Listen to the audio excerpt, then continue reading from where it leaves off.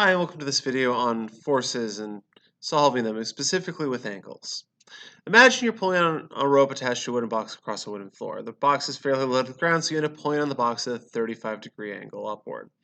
If the box has a mass of 120 kilograms and you pull with a force of 600 newtons, what is the acceleration experienced by the box?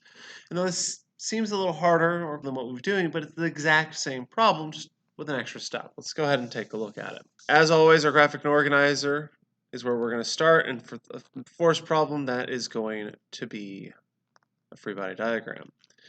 The box is on the planet Earth. You're pulling it across the floor, so there's going to be a gravitational force and there's going to be a floor exerting a normal force upward. You're also going to have a frictional force to the left, trying to stop it from moving, but you are pulling it across the floor. You are moving. So what type of friction is that? First question you'll have to ask yourself. You aren't pushing or pulling on the box directly. Instead, you've got a rope.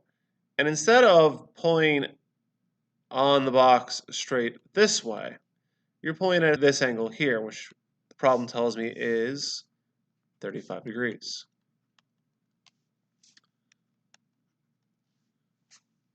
And here's where the struggle comes, because all of a sudden, we're not just dealing with X and Y, we've got this angle here, we've got this problem.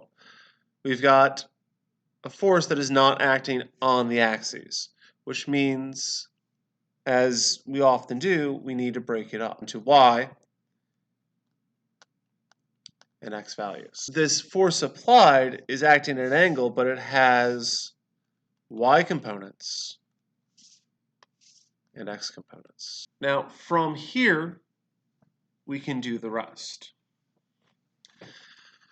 Our givens are up here in the problem. We have a mass of 120 kilograms. 600 newtons is the applied force, which means 600 newtons is this way.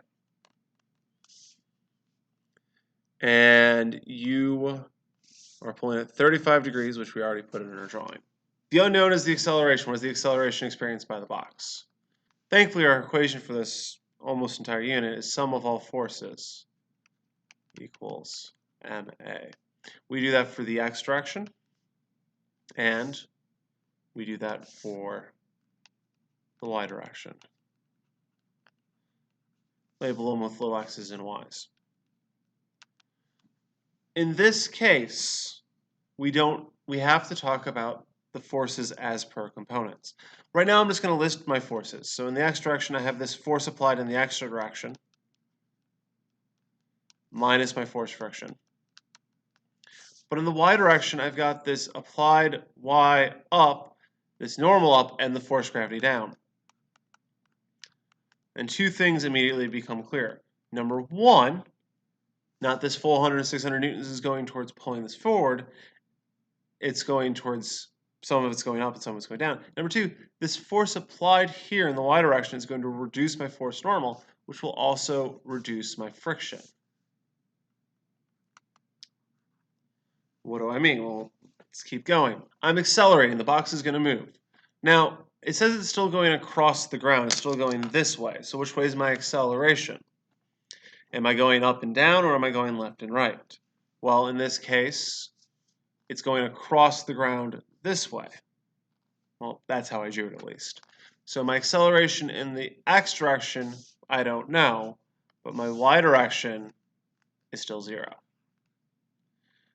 times my mass, which, again, cancels out to be 0, equals my force normal plus my force applied in the y direction minus m times g. Come over here to this. I know my mass. I'll get to that in a second. But I don't know my acceleration in the x direction. I don't know my FAX yet, or force applied in the x direction. But I do know my force friction is going to be mu times force normal. Now that I've got this kind of set up, I can see it. Let's go ahead and break this up. So this is 600 newtons here. I have FAY, FAX. This is my opposite side. This is my adjacent side. So using sine and cosine, I can break this up. Let's do that. So FAX over 600 equals cosine 35. FAY over 600 equals sine 35. Or, once I solve these, FAY equals 600 times sine 35, which equals a number. I'll get that from my calculator in a second. FAX equals 600 cosine 35, which again will equal a number. Let's get that from my calculator. Now that I've got those numbers, we can start plugging things in. Now that I have my forces in the x and y direction, I can just plug in numbers. So my mass is 120 times A, which is what I'm solving for, equals FAX, which I said was 491.49, minus my coefficient of friction. I'm moving, so I'm going to use kinetic, which is 0.48, times my normal force. Okay, pause. Let's go get my normal force. 0 equals force normal plus the 344.15 I got up here minus 120 times 9.8. Or in other words, 0 equals force normal plus 344.15 minus 1176. Or, combine those together, force normal equals 831.85. Combine your terms, move them to the other side. Once you have that, you can plug that in here. Again, multiply, then simplify. 120A equals 491.49 minus 0.48 times 831.95 gives me 399.29. Subtract the two of those, you'll get 120 times your acceleration in the x direction equals 92.20. Divide the 120 to the other side, 0.77 meters per second squared. And there we have it. If you've got all that, let's try a practice problem. Here we have an example drawing. There's no story to go with it this time, just a kind of setup. In this case, you have an applied force pushing up at 30 degrees, creating a angled force. Using the values you have on the screen, find every other value missing. Find the gravitational force, the normal force, the frictional force, your acceleration, and your net force. Go ahead, give it a try.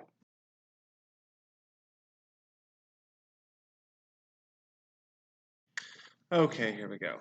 The first thing I did was plug in for force gravity. It's always m times g. Well, m is 10, g is 9.8, so you get 98 newtons. Then I wrote up my sum of all forces in the y direction.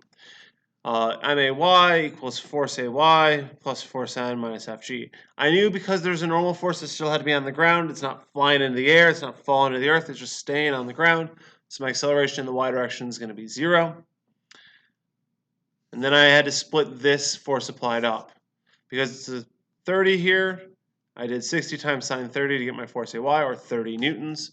For my x, I did 60 cosine 30, which is 51.96 newtons.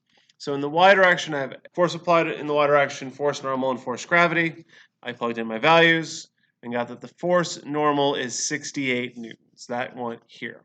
Once I have that, I can find my frictional force, because friction is just mu times the normal force. Mu, it says right here, is 0.3 times the 68 gives me 20.4 newtons. With my frictional force and my force applied in the x direction, I could then go find my net force. Sum of forces in the x direction equals MAX equals force applied minus force friction.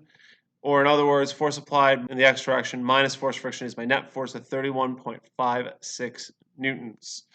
I set that up equal to 10 times AX to give me my acceleration, where AX equals 3.156 meters per second squared. If you followed all that, if you got all that, awesome. If not, ask questions. Have a good day.